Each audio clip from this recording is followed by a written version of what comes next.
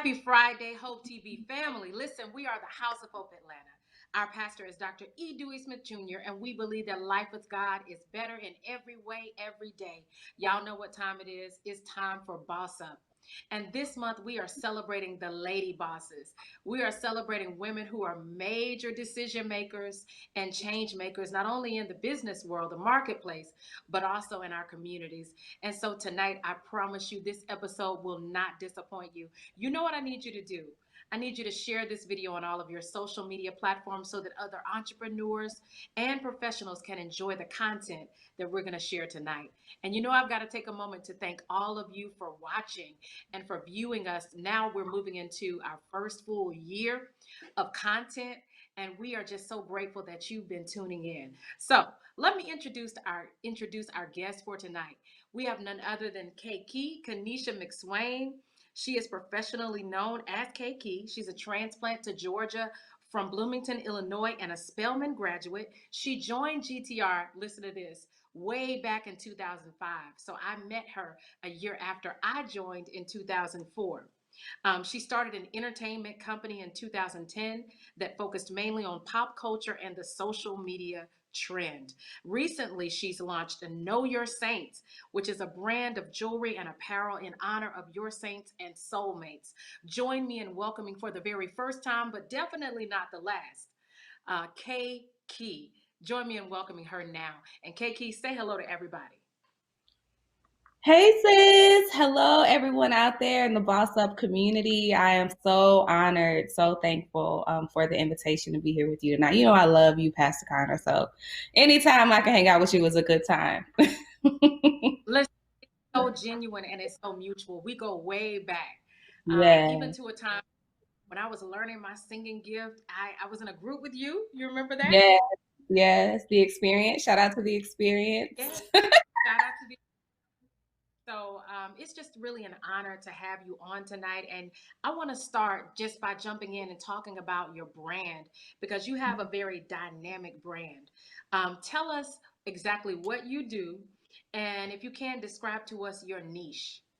Okay.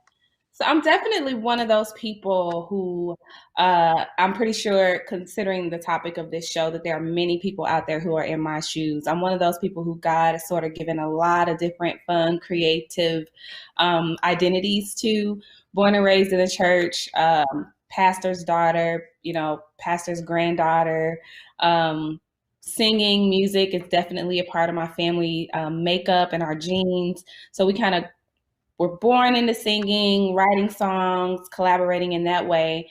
So I kind of started initially with an entertainment based company that, for one, was positive. What I did was I was doing a lot of research surrounding blogging because people kept telling me, oh, you should blog, you should blog. And I found that I wasn't really comfortable reading a lot of the content that was out there because it wasn't positive. It was like negative, it was gossipy in a way. And so my initial platform was built and birthed out of just that need for entertainment news, but the desire for it to be in a positive way. So that was the initial platform that was built. Naturally, that was 2010. So much has happened since then. God really blessed for me to sort of move into the social media realm, and now even into the e-commerce entrepreneurial realm with Know Your Saints. But what I like to tell people is ultimately, at the end of the day, I am a positive news and entertainment source. So Know Your Saints is an extension of Keiki Enterprises, and it really is for us to honor those people in our lives, our saints, our soulmates who give back to us in some positive way. So I guess at the end of the day, I'm an all around creative person. I still have the podcast, still highlighting musicians and artistry in that way, and still running Know Your Saints. But both of those things still come back to um, being purpose for positivity and purpose for sharing and shining a light on those people that matter the most to us. You're such an inspirational person. In one of our off camera conversations, you talked about being a consummate creative. And Yeah. so, me being a preacher, people would think that preachers are not creatives, but some of us are. And so Yeah. I would like for you to talk to our Boss Up audience about what you do when you're a consummate creative and you need to focus. How do Oh, you focus? You have so many different gifts. Talk to us about that. that is a great question, Pastor Jen. I think that the one thing that you can do in your life is learn how to organize. And that's not just with being a creative, that is just with life in general. I know so many people out there can understand that that's an important piece of your life. When you're a creative person and you're in creative space, sometimes it's hard to sort of get that like organization going on, that structure going on. And that's when you need to be resourceful and say, maybe I need a manager, maybe I need an accountability partner, maybe I need someone who will hold me to some of this stuff. And so that's a major part of it. But the one thing I always tell people, I'm an executor. I'm the type of person that I'm not going to sit and think very long about anything. I'm going to pray about it. I'm going to seek God and see if it's God's will for my life, and then I'm going. I'm not going to question. I'm not going to worry. But one thing that has really blessed me and helped me is a very, very simple idea that we hear our entire lives growing up in the church specifically, and that is write the vision and make it plain. If I have an Yes. idea or a concept or something that I need to do, I write everything down. And this has made me sort of into the executor that people know me to be, because when I know I have to get something done, if I have an idea, I write it down and I sort of can kind of see it grow in my writing as I seek God and pray about it. I can see it sort of growing and it makes it actionable for me. Sometimes these ideas and these dreams are too big in our head, right? So when we scale back and start to write those things down step by step, piece by piece, we make them action items, things that we can actually do day to day. And so that's been extremely helpful for me, just to be able to make these things doable in my everyday life, because I still have a 9 to 5 and I still, Right. yeah, I still have so many other things that I'm involved in. So you have to find a way to organize your life and make sure that you can stay on top of everything. And the one thing I can tell people is make sure you're writing things down. Make sure you are being accountable for those things that you write down, whether you're holding yourself accountable or you have to establish some accountability elsewhere. I love this conversation because we have people who are watching right now, professionals and entrepreneurs who are saying, I'm just not motivated. 2020 Mhm, was hard for us. Crossing over to 2021, crossing over into this mhm. year, a lot of us have really struggled to get motivated. Some people haven't even done their vision boards yet. So I Yeah. want to ask you, because whenever I see you on camera and off camera, you're always positive, you're always upbeat. And so, how do you show your life when things are crazy? Like life has been crazy for us. And Yeah. I know for me, I had great moments in 2020, and I had Yeah. some not so great moments where I was not as productive as I should have been. So, talk to us a little bit about how you show up when you just don't have it, when you're over it. How do you do it? I think you have to, that's a great question. I think you have to, have a purpose bigger than yourself. One thing about adulthood is that you don't always get to do what you want to do. It's not always about comfortability. It's not always about your comfort zone when you become an adult. Sometimes I see adults in moments of what I call uh, temper tantrums. Like kind of what you see toddlers doing when a kid or a toddler, when something doesn't go their way, they might fall out into the floor and kick and scream. As an adult, it's like, why? You know, the beautiful thing about most of our lives, and I would venture to bet 99% of the people watching this, is that if there's something about your life that you do not like, with time and with effort, you can change it. This is, Oh, for a lot, wow. we live in free society. We have the freedom of choice. We have intellect. We have Google. We have everything at our fingertips. And sometimes it just comes down to what are you willing to change? Not what do you want to change, right? But what are you really willing to change? And I think when I step back and look at my life and all the things that I have on my plate, I can't help but approach my life with a posture of gratitude, right? So in those moments when I'm stressed or I'm tired, I'm like, this is not going my way, or I don't like this. I recently lost my dad. There are all sorts of reasons that I've been given to sort of be in a funk about things. But if I just step back and really look at my life from a holistic standpoint, I'm incredibly blessed with life, first of all, with health, with creativity, which is something I never take for granted.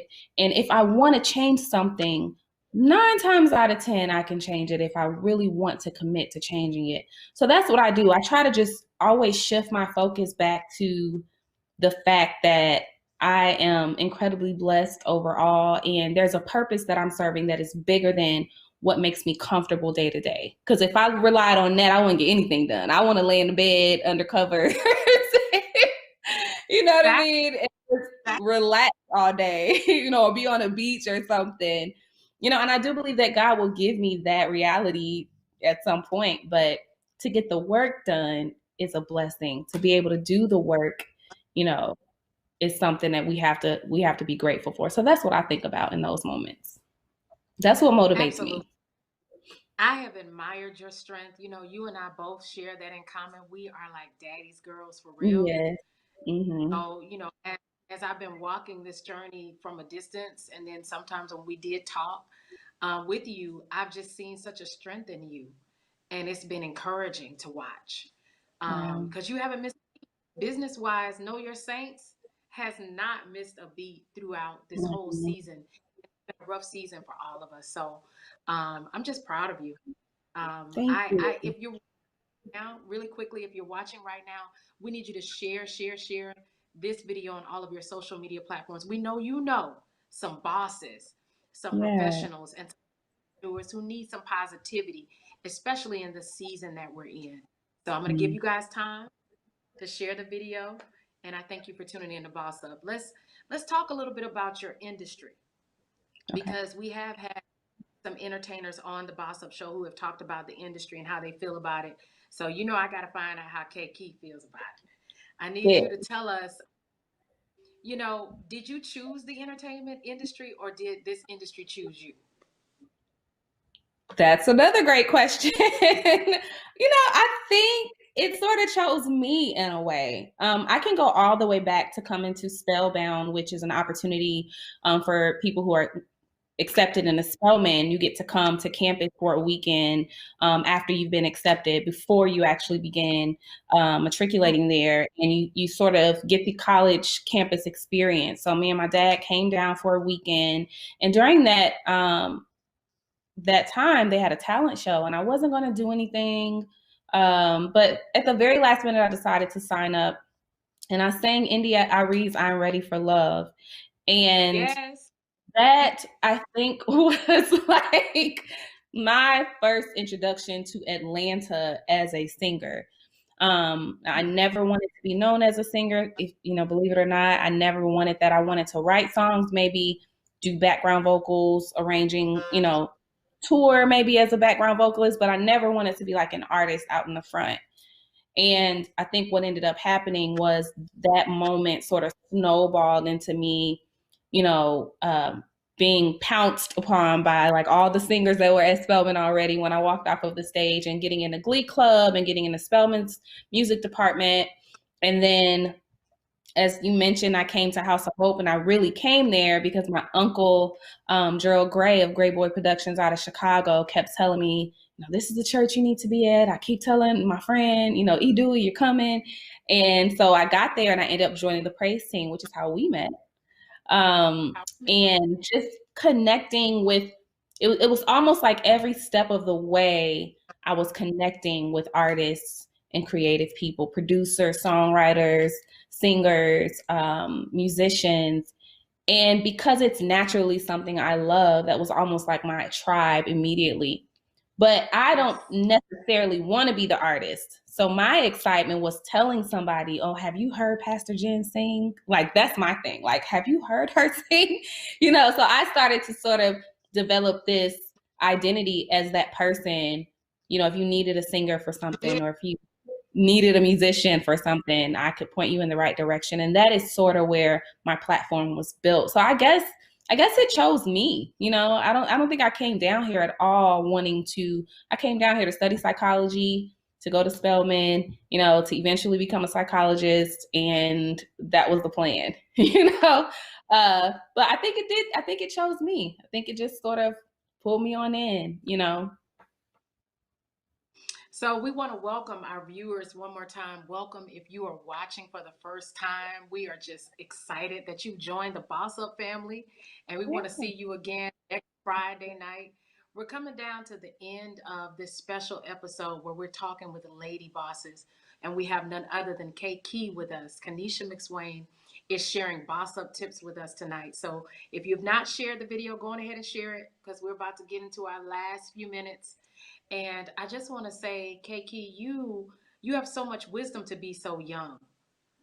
Just listening, there's a lot of wisdom there. And so I want to ask you, who were some of the people who poured into you that helped you to become all that you have become? Who were those wise voices in your ear that Oh shaped you? my, oh my goodness. We will be here all night. Okay, Pastor Jen, we will be here all night. I am definitely a collector of words. I'm a person that, has never been afraid to speak to the elders and speak to people who are, a lot of my friends are older than I am. There's something about kind of connecting with people who have already been where you are or who care enough about you to tell you that you're right or tell you that you're wrong. And I've always sort of clung to that. If I had to outline people, it would definitely be the men and women in my family first and foremost. I come from a very solid familial background. My father, who I mentioned earlier, passed away in November of 2018, but he shaped me in a lot of ways. He was a very gentle person at all times. He was a very kind person at all times, but very well respected at all times. And just his example of life is something that I glean from even now every day in particular moments. My mother, she's a very, very intelligent woman, a very well respected woman, and a person who's not afraid to say what she wants or to say what she thinks.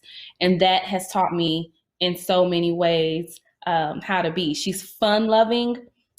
She loves her family. She takes care of everybody. And so in a lot of ways, she shaped me and molded me. And I honestly could just go on and on and on. I could probably go into every genre of my life. I could speak about, House of Hope family, Pastor E. Dewey Smith, Lady Andrea, Bunky, Mom and Daddy Riley. And these are all people you guys are like, who?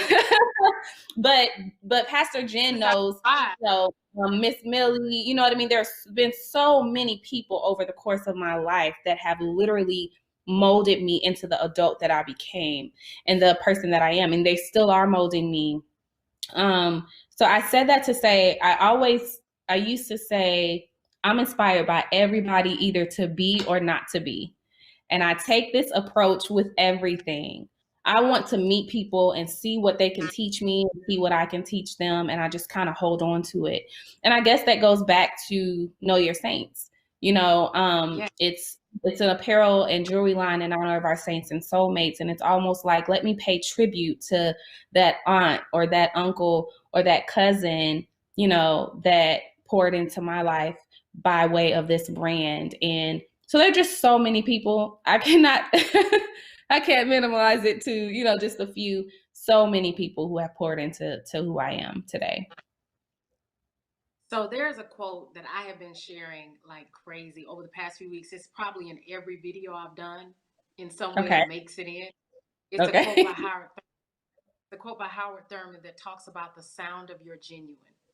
Mm. And I think one of those few people who you've learned to harness and you've learned to share and embrace the sound of your genuine. And I think that it's a very beautiful thing. I'm proud to call you friend, proud to call you sis. And there Yay. may be somebody who's watching tonight who's saying, I need some Know Your Saints in my life. So for a few minutes, I want you to share how we can connect with you and how we can support you because we are a village. We are a Yeah. tribe. and we bless each other by patronizing each other's businesses. So, if you would just tell us how we can connect with you, how you prefer us connect with you. Sure. So again, there are a couple of different ways we can do this. I always tell people my personal Instagram and the Instagram that is linked to the entertainment platform, the podcast, the Cosign podcast, is linked here actually below. It's at Keiki Speaks. That's KAYKISPEAKS. And Know Your Saints is linked on that page, but if you want to go to it separately, it is Know Your Saints. It's KNOWYOURSAINTS, and that's on Instagram and Facebook. And then you can always go to either one of those things.com. So keikispeaks.com or knowyoursaints.com if you would like to shop with me or just say hi. You know, sometimes there's just an encouraging word on Know Your Saints to uplift you or to make you smile. So we would love to have you in the KYS family. Listen, there was one thing that you said early in our conversation I want to go back and reiterate for our viewing audience. You said that as an entrepreneur, as a business owner, you realized that you needed a manager. You needed some people to push you and some people to pour into you. And so I want that to be something that our viewers kind of walk away with. You shared a wealth of information, but I want our Boss Up family to know it's okay to ask for help. It's okay to make sure you have people around you who can support you and to get a team or even a manager if you need it. Somebody's watching right now saying, I'm not motivated. Listen, there's nothing wrong. There's no shame in getting some people around you who can push you. And I think that's what your brand is all about, pushing other people and building other people. So I think that's a dynamic. I've enjoyed our time together. This is the Boss Up Show. We are the House of Hope Atlanta. Our pastor is Dr. E. Dewey Smith Jr., and we believe that life with God is better in every way, every day. Be safe, family. Have a wonderful weekend. You want to say something in closing, Keiki? I just want to thank you, Pastor Jen, for having me. I've enjoyed my time here on Boss Up. Thank you guys for watching. Come say hi, and God bless you, and God bless this show. See you next week.